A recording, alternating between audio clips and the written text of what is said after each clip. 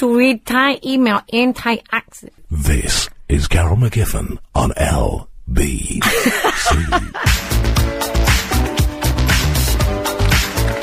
And I'm not ashamed to say that this is my favourite part of the show because I can get to talk about travelling, my favourite subject. Now, if you were listening last week, I brought some attention to Cliff's problem. Cliff wanted me to raise awareness, which I did try. I think maybe I misunderstood slightly what he was saying about embassies charging premium rates for people to apply for visas. Now, I thought I kind of understood what he was saying, but he wants me to reiterate.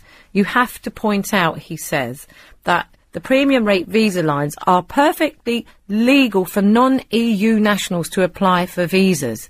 But people who are married or civilly partnered to anybody in the EU must be able to get these visas for free. And so it's, in a way, it should be illegal for the embassies to charge those people premium rate numbers, like £1.50 a minute. And I had quite a lot of emails from people who have fallen prey to this scam as well, because it is a scam. So if anybody else is married to someone or is in a civil partnership with someone outside the EU and has tried to apply for a visa, a short-stay visa, to an EU country, and you've been ripped off by a telephone line charging £1.50 a minute by the embassies, then please do get in touch. Carol at lbc.co.uk, and we'll save all the emails and we'll try and get something done about it, because as Cliff points out, says the Serious Fraud Office is now involved in ITV's premium rate scam. Let's get them involved in this one. What do you think, Carol? I absolutely agree with you. I think that's right. I hate seeing people get ripped off. I hate people ripping other people off. I can't stand it. And I want to stand up for these people. So if anybody else has fallen prey to that, you've ended up with a massive phone bill when really you should have been able to get the visa for free, then please do email me, Carol at lbc.co.uk. Here's another email. It's from Jean. It says, my son and his fiancée are getting married on the 7th of December and flying to Thailand for their honeymoon. Oops, can never get through the travel clinic without mentioning Thailand. As you seem to know so much about the country, perhaps you can help. They are spending the bulk of their time at Koh Tao, but plan to spend the first few days exploring Bangkok and then travelling first class on the train rather than taking a suspect internal flight. There's nothing suspect about the flights. You shouldn't worry about that. There was an accident at Phuket, but it's very rare. Please can you recommend a really nice hotel in Bangkok in a good position for sightseeing, but not too expensive? Well, I'm sorry to have to say it again, but it's got to be the Labua. The Labua is the best hotel in Bangkok. And I think at the moment you can get it for about, just under £100 a night, which is dirt cheap for what you get, because you get a whole suite. And it's got these fantastic bars and restaurants and all this stuff going on. But if you can't afford £100 a night, then I would recommend the Montien in the Surawang Road, right? The Montien in the Surawang Road, you could probably get for like £50, £60 a night. Failing that, if you can't afford that much, and a really, really nice hotel for about £30 a night, the Siam Heritage. The Siam Heritage is on the Surawang Road, just by Patpong Market, perfect for sightseeing, near Lumpini Park. It's brilliant. So there's three ranges there. The Siam Heritage, about £30, £40 a night.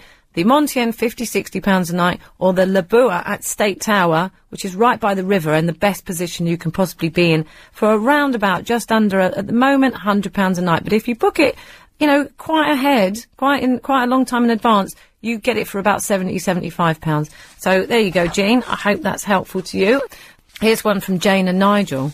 Carol, we've just come back from Bangkok, having spent 10 nights at the Labua Hotel.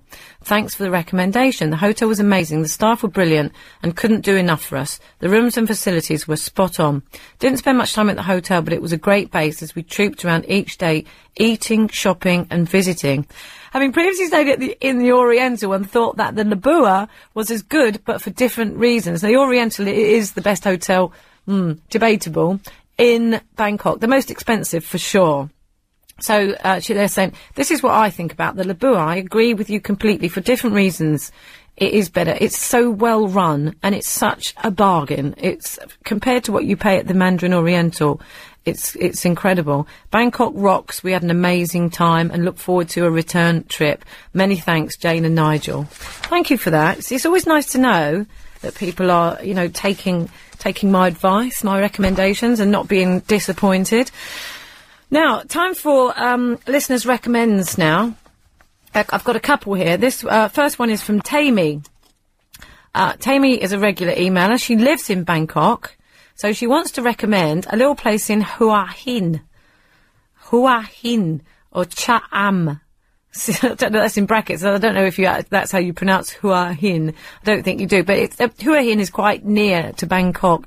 Is that right? Cha Am, Hua Hin and Cha Am. In Thai accent. I have to read Thai email in Thai accent. No, I'm not going to do that. But she wants to recommend a little resort they went to, and it's called the Dolphin Bay Resort.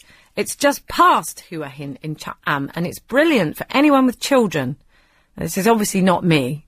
It's not a jumping, lively area. It's very quiet. A bunch of seafront resorts and 5 kilometres of clean beach with incredibly calm seas, because it's in the Gulf of Thailand, obviously. We went with our 2 children, aged 10 and 7, and rented a 3-bedroom apartment. The options are studio, 2-bed or 3-bed. Each bedroom is en suite, TV, kitchenette, best of all, our own private jacuzzi and swimming pool and barbecue area right outside the door. Now, listen to this. Guess how much this was? £85. £85! I presume that's a night. There is a bar... No, it's a week! No, it's got to be for a night. There is a bar and a restaurant as well, and the food is very, very good. 2 main swimming pools.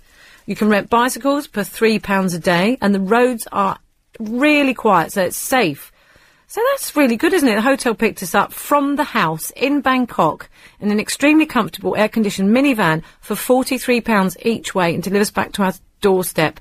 And that was a 3.5-hour ride. This is how cheap it is in Thailand. Can you believe that? £43 for a 3.5-hour ride from Bangkok to Hua Hin. Isn't that unbelievable? So if you are thinking of going to Thailand and you want to fly to Bangkok and you can get a car down to Hua Hin, you don't want to fly any further, the Dolphin Bay Resort. See, I like the listener recommends. I'm done in the travel clinic, but I just wanted to read you. I just wanted to bring your attention to something to look forward to in the world of travel. I don't know if you saw on the news this week, but the new giant aeroplane has been delivered. The first one has been delivered to Singapore Airlines, the Airbus A380. Now, if you don't know about this, then you've got access to the internet. Go to Singapore Airlines website, www.singaporeairlines.com, and click on the A380 link and just have a look at this thing. The tail fin by itself is taller than 5 double-decker buses. Then you get an idea of the size of this thing. Anyway, Singapore Airlines have installed just 471 seats because what they've got in first class is like cabins, like on a cruise ship, like whole cabins where you can shut the door and have nobody even walk past you and even look at you. How brilliant is that? I mean, I think it's slightly over the top. And the only route that it's flying at the moment, well, it's not flying till next Thursday, is the inaugural flight. But after that, it's only going to be flying from Singapore to Sydney until spring next year, and it comes onto the London route. And I was having a look, actually, and I was thinking to myself, I don't want to get on this plane just yet. It's too big. How can it possibly fly? I'm too scared. And then when I looked at it and I saw the pictures, I want to get on it. I want to get on it. And I'm going to be in Singapore at Christmas. And I've booked myself a little holiday in Lombok while my brother's still working. So I'm going to go over to Lombok on my own for a bit. I thought, I know what, why, maybe I could cancel my flight to Lombok and book myself on the A380, the giant plane, and pop over to Sydney to see some friends. I'm absolutely dying to go on it.